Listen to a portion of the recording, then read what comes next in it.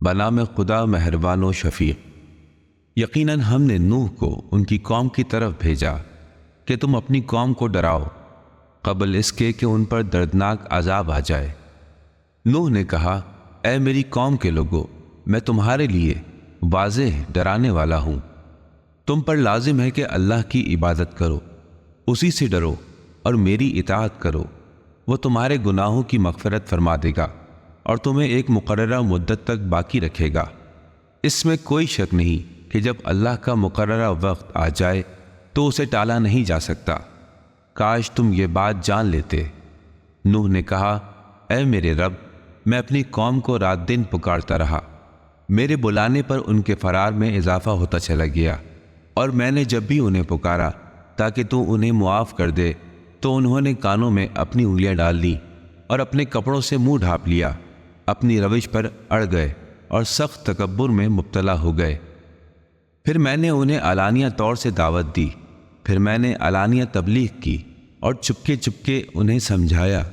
میں نے ان سے کہا، تم اپنے رب سے مغفرت طلب کرو، بے شک وہ بہت بخشنے والا ہے۔ وہ آسمان کو بھرپور بارش کے ساتھ تمہاری طرف بھیج دے گا، اور وہ اموال اور اولاد سے تمہیں نوازے گا، اور وہ تمہارے لیے باغات بنا دے گا اور ان میں نہریں جاری کر دے گا۔ تمہیں کیا ہوا کہ تم اللہ کی عظمت کے قائل نہیں، حالانکہ اس نے تمہیں کئی مرحلوں میں خلق کیا ہے؟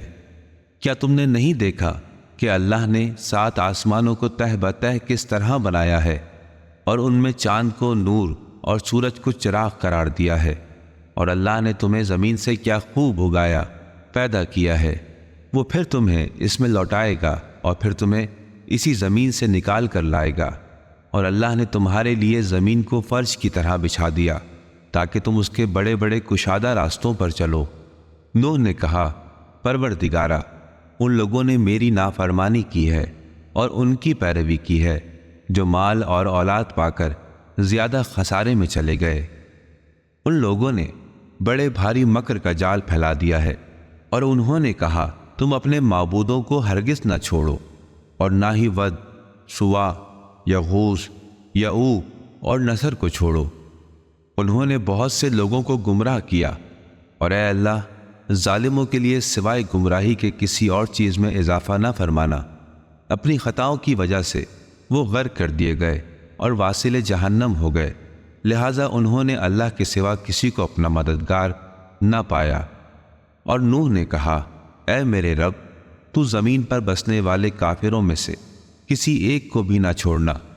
اگر تو انہیں چھوڑ دے گا تو وہ تیرے بندوں کو گمراہ کریں گے، اور سوائے فاجروں اور کافروں کے کسی اور کو جنم نہ دیں گے۔ پروردگارا، میری مغفرت فرما اور میرے والدین کی اور جو بھی میرے گھر میں مومن بن کر داخل ہو جائے، اور تمام مومنین اور مومنات کی مغفرت فرما دے، اور ظالمین کی ہلاکت کو اور بڑھا دے۔